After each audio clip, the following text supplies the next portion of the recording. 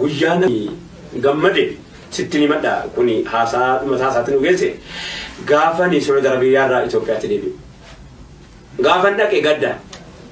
Gaafa Itoophiyaa. Hawaasa dhiiftee deemtaa, uummata dhiiftee deemtaa, maatii dhiiftee deemtaa, ilmaan dhiiftee deemtaa, waa hunda dhiiftee deemtaa gaafa sun gadda. Gaafan galu warra sababa galuu kootii ta'e illee baay'een jaalladha. Lammaa Magarsaa sababa galuu kan naa ta'e, Warqinee Gabayyoo sababa galuu kan naa ta'e, Muktaar Imbaasii Qonsilaa Saudi. Jamaal sababa baasuu ta'e malee sababa na galchuu hin taane. Sababa na baasuu kun isaanii mootummaa na gaafatatu. Shambaari hojii jira. Hedduu gaa isa booda baasuuf yeroo biraa haasofna. Sababa na galchuu Muktaari galcha abbaa fiixaati. Sababa na galchuu keessatti na deebisuudhaaf na hojii kan laffa'e Muktaari Lammaa Magarsaati kan mallattee seenaa erge waa tokko ana jedhee kan itti gaafatamummaa naa fudhate Warqinee Gabayyoo ani isaanii waliin agarre galuu na duuba naa fudhatan. Na duuba galchaa jedhaniitu naa fudhatan yeroo sana poolis koomishinii Itoophiyaati. Warqinee Gabayyoo Lammaan dhimma nageenyaati. Oromiyaa. Dhimma nageenya walii galaati. Kanaaf jarri kun na deebisa. Na deebisuu keessatti gaa itti gaafatamummaa yeroo sana fudhatanii beekan. Wareegama kaffalanii fudhatan. Kanaaf guyyaan gaafan dhufee xiyyaara keessaa gabbuu jalqaba poolisiin hammadhee jechuudha. Poolisuma dheessitu sana hammatte. Poolisuma dheessu sana namoota keenya asitti arga deemu. Wallaahi Suudii dhaqanii jiraachuurran jedhee anu fiikooti. Akkanitti jiraadhe sanatu iyyuu barqananii keessa hin jira bara. Doolaara kiisiidhaan qaba. Waan ani ittiin jiraadhu rakkanneen. Rakkanneen waan ittiin jiraadhu tokko rakkanne. Ani daa waan ani jiraadhu kan qabaa kan rakkaa nagaa rabbii ta'e. Mana hidhaa biyya kana naa wayyaan Suudii jiraachuudha. Kaab harama naan jettu innoo maaloo naan jettu lakki harama yeroo gabbaate akkam taata.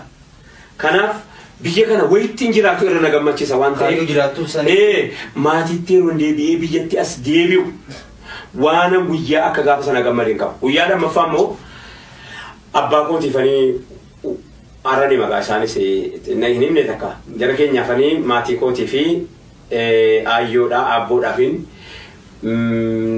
waan akka daakuu bitee waan akka maaloo bitee makiinaatti fe'adhee waggaadhuma 10 asi karaa deemu kanaa salaanni asrii natti ga'e. Innaan goree salaati. Yeroon goree salaatu ijoolleen sadii wayii qullaa dhiyaati as keessa ijoollee dhumti akka ijoollee kooti. Maal ijoollee an jennaan mana keenya tasiin an jette. Eessa muka wayii akkana godhatanii haati gannatti hin baane waan uffattee gabbaatu hin qabdu. Karaarraa maqeetii beeki. Karaarraa maqee akkana baddaatti galee akkana salaata asrii salaata yeroo hin ga'u ijoollee wayii asiyyaatti jaldeessa moo maal jedheetan bosona ka'a. Naannoo sana namni hin jiru. Namni tokko hin jiru. Bosona walakkaa namni jiraatama asiin jaldeessa keessan dabarfadhee dhufe laala. Yeroon akka kana jedhu maal abbaa koo ijoollee bibbicoo kana innaan arge narrifadha moo xiqqoo garaan kun boocoo na jedha. Waan nama gaddisiisu kana hin danda'u. Aayyoo humna malee akkana taate kana xiqqishoo ijee mimmaan hin dhufe duuba maal taatanii atteessan jenna manuma keenya tasiinan jedhe. Nageessin jedhee mana keessan. Achumaanii makiina duuba sana dhaabeetan mana isaanii innaan nageessu mana maalii qabanii miti gojjoo wayii akkanatti ijaaranii hojjoo sana akkanatti ijaarrattee hayyoon isaanii keessa gatteesse maal taate haadha tiyyaan jedheen innaanii bakka biraa turre bakka biraatti isinii Oromoodha jedhanii na ari'anii jette naannoo biraa turre jedhe naannoo sana maqaan dha'u na ari'anii lafa sasiin qabdanu biyya sasiin qabdanu yeroo Oromooti yeroo Oromoon immoo sochiirra jiru yeroo sana keessaa shoof sochiirra jiru waggaa 5 kana natti fakkaata sochiirra jiru jedhanii ari'atanii jennaan dhufee as taa'ee dur immoo asliin keenya asirraa kaanii bakka sanatti galle amma rakkadheetuma iddeen na kudhamee firriin nan beeku jedhe ahliin nan beeku waa tokko namni na beeku sin jiru kan koo ahliin bakka biraati abbaan manaa kooti immoo naannoon isaanii asuma naannoo kana kanaaf asitti iddeen na kudhameetuma asitti gojjoo kana asitti ijaarratee qoraan qoraanii karaa cinaatti gurguradheetan ijoollee kan koo kan dhabaddaa itti makiinaa baneen waan ana babbaadhaa geessaa jiru hunda gaggoo jaartiin waan nyaatu hin qabduun si lafarra gangalattee boosse rakkinni akka nama hin goone hin qabu lafarra gangalattee boossee na boochiftee ijoolleen gammaddee asiifachuu taaltee ilmaan sadan sun as fiidii ilmaan sun achi fiidii waan nyaannu arganne jettee sagalee baafatteeti waan nyaannu rabbii nuu fedhe akka jetti ijoollee sun Rabbi waan nyaannu nuu fide jettee as fiidee achi fiidee as fiidee gammaddee hangammadee deemu wallaalee maallaqan kiisii keessaa qabus kenneefi eega sanaas jara sana irraan faddan beeku. Amma dhiyeenya kana yeroo naqu sababa koronaatiin wal qabsiisanii sitti fakkaata manattiyyuu mana jedhanii irraa diigan. Naannumti keenya iyyuu.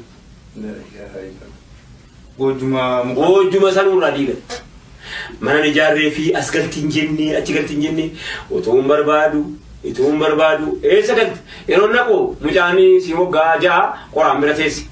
Haati kee hojiinan ari'ataniiru eessatti kunoo magaalaa kana seentee jirti mana wayi birii 250 namni naannoo kireeffatee fi jennaan mana san dhaqeen akka kanatti argadhee waa fe'eefiin dhaqee sababan yeroo karaana jedhanii nan beekamti waan nan fe'e sana bakka siin jirtu sanatti geesse ramadaanuma darbe kana keessa jechuudha.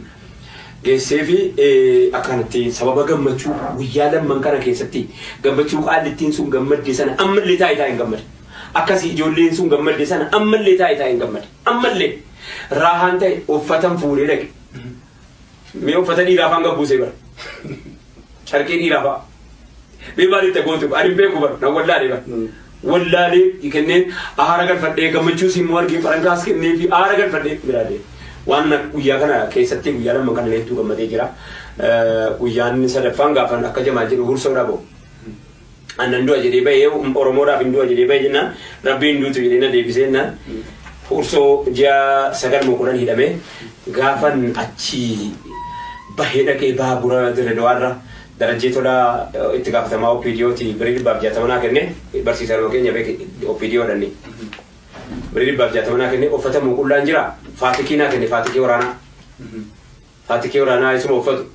Faatikii waraanaa kennee innaan jaakeetii isaa yoo uffatu innaan qabama hidheessan surree isaa qofa uffadhee irra keessa kanaan tiishartii Dirreedawaadhaa birii tokkoo fi shilingii fi sumuliidhaan bitadhe. Tiishartii bareedaa tokko. Qarshii takkaa fi shilingii fi sumuliidhaan bitadhe. Maal kolfuu qaba maal? Achumaan hin baaburatti ol ba'ee galee gammachuun sadaffaan sanii jazakallahu khairan gammachuu kiyya kanumaan irraa sii bahee haasoo hedduun haasoo isiitti. Waa hedduun haasoo itti. Guyyaan gammachuu haasalaa'u guyyaan keessa jirus guyyaa gammachuu kana nutis